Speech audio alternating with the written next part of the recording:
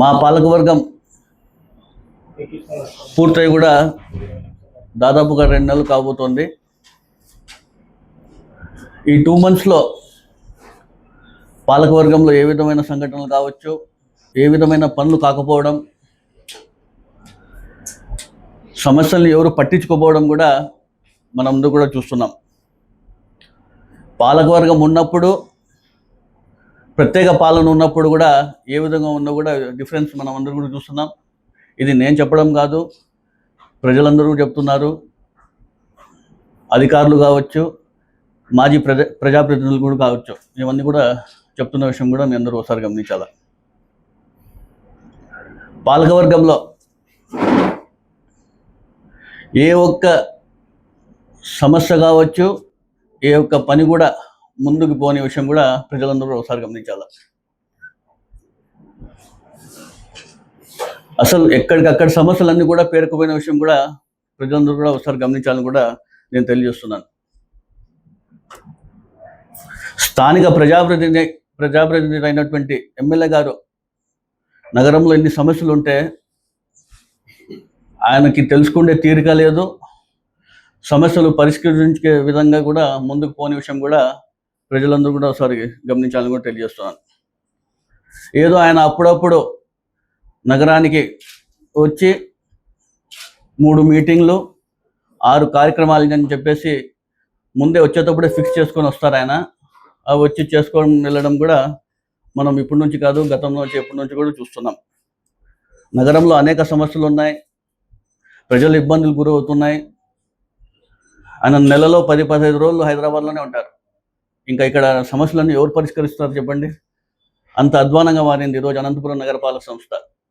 ప్రత్యేకంగా చెప్పాల్సిన అవసరం కూడా మీ అందరికీ లేదని కూడా నేను తెలియజేస్తున్నాను. ముఖ్యంగా నీటి సమస్య చూసుకుంటే ఈ మధ్యకాలంలో వేసవి ప్రారంభమైంది, అధికారులు కూడా ఒక యాక్షన్ ప్లాన్తో ముందుకు పోయింటికినా ఎక్కడ కూడా నీటి సమస్య లేకుండా ఉండేది. అప్పుడప్పుడు పైప్ లైన్ లీకేజెస్ అని చెప్పేసి పత్రికల్లో వస్తే తప్ప వాటిని ఒక్కటే వాళ్ళు పరిష్కరిస్తారు, లేని వాటిని కూడా ఎవరు పట్టించుకుంటారనే విషయం కూడా ప్రజలందరూ ఒకసారి గమనించాలని తెలియజేస్తున్నాను. శివారు ప్రాంతాల్లో చూసుకుంటే ఇంకా పైప్ లైన్లు వేసి నీళ్ళు అందించాల్సిన అవసరం ఎంతైనా ఉంది, అది కూడా చేయడం లేదు. అదేవిధంగా శివారు ప్రాంతాల్లో చాలా చోట్ల నీటి సమస్య ఉంది, తాగునీటి సమస్య. చాలా చోట్ల నీళ్ళు పట్టుకొని వస్తాయి, మాకు 1 గంట సేపు వదులుతారు, ఎక్కువసేపు రావు అని చెప్పేసి కూడా ప్రజలు ప్రత్యేకంగా చెప్పడం కూడా జరుగుతుంది. అసలు అధికారులు ఏం చేస్తున్నారు? ప్రత్యేక పాలన అంటున్నారు. కలెక్టర్ గారు కూడా దీనిపై దృష్టి పెట్టాల్సిన అవసరం కూడా ఎంతైనా కూడా నేను తెలియజేస్తున్నాను. మరీ ముఖ్యంగా వేసవి వస్తుందని చెప్పేసి గతంలోనే మా పాలకవర్గంలో 940 HP హార్స్ పవర్ మోటార్ని 1,90,00,000తో మేము అప్పుడే ఆమోదించడం జరిగింది. దాదాపుగా సంవత్సరం కిందే. సరే, సంవత్సరం అయిపోయింది. ఇప్పుడు రాబోయే సమ్మర్కి అది ఎట్టి పరిస్థితుల్లో వేసవి వస్తుంది, ప్రజలకి తాగునీటి సమస్య ఉండకూడదు అని చెప్పేసి స్టాండ్ బై మోటార్స్ ఉన్నప్పటికీ కూడా ఇంకా సమస్య ఉండకూడదు అని చెప్పేసి కూడా ఆ మోటార్ని కూడా ఆమోదించడం జరిగింది. సరే, నెల రోజుల కింద కూడా మోటార్ కూడా రావడం జరిగింది అనంతపురానికి. వేసవి ప్రారంభం కూడా నెల రోజులు కాబోతుంది. ఈ నెల రోజుల నుంచి వీళ్ళు కూడా ఈ మోటార్ ఇంతవరకు ఎరెక్షన్ కాలేదంటే దీని వెనకాల మతలబ్ ఏముంది? అసలు అధికారులు ఏం చేస్తున్నారు, ప్రజాప్రతినిధులు ఏం చేస్తున్నారు, అసలు ఈ వ్యవస్థ ఏం చేస్తున్నారో అర్థం కాని పరిస్థితి.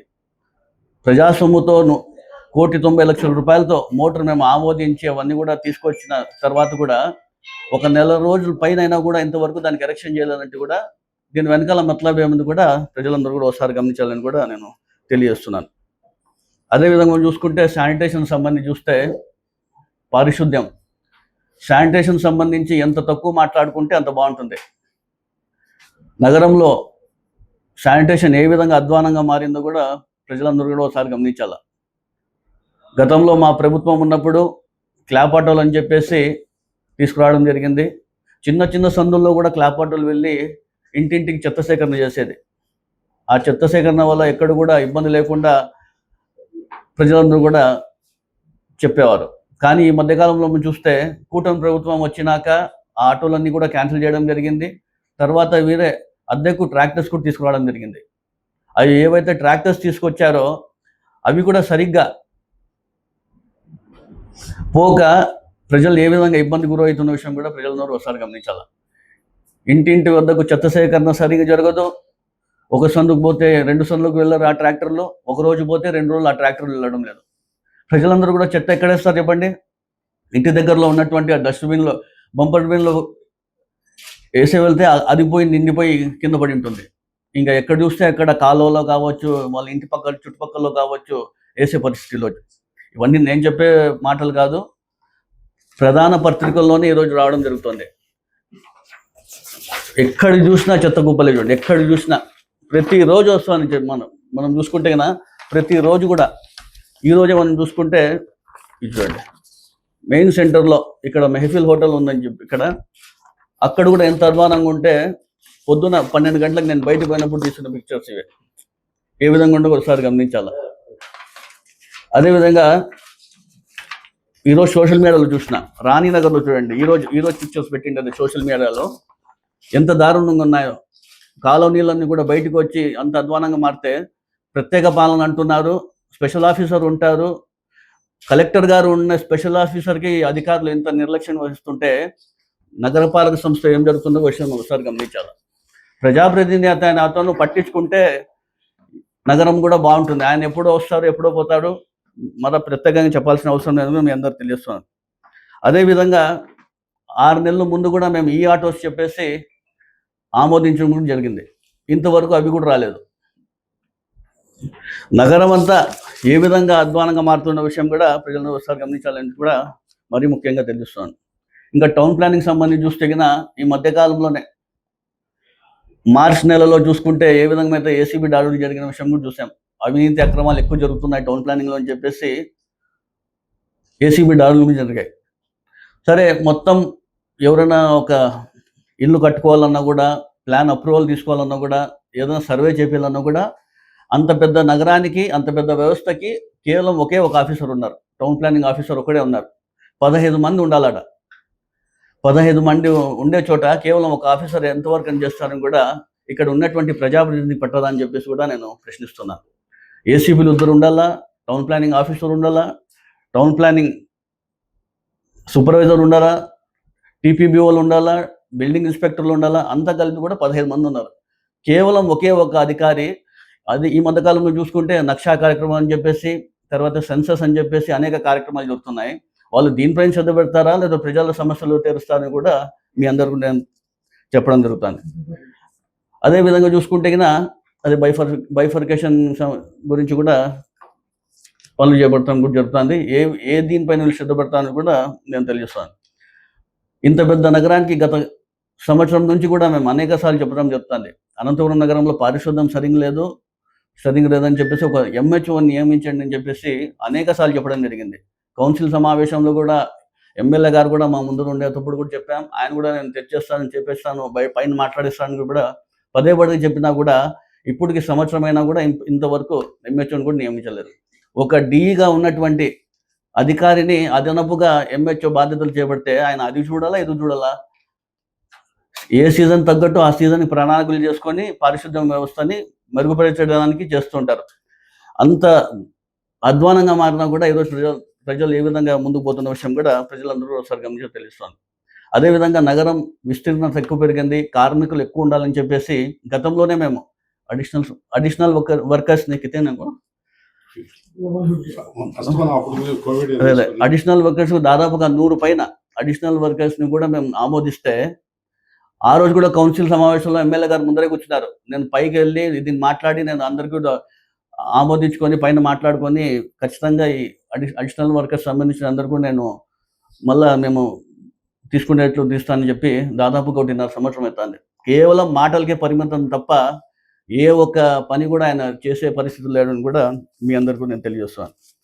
కుక్కల సమస్య, నగరంలో ఎక్కువ కుక్కలు బెడద ఉందని చెప్పేసి గత మా ప్రభుత్వంలోనే యానిమల్ బర్త్ కంట్రోల్ అని చెప్పేసి కూడా మేము స్టెరిలైజేషన్ కార్యక్రమం కూడా తీసుకురావడం జరిగింది.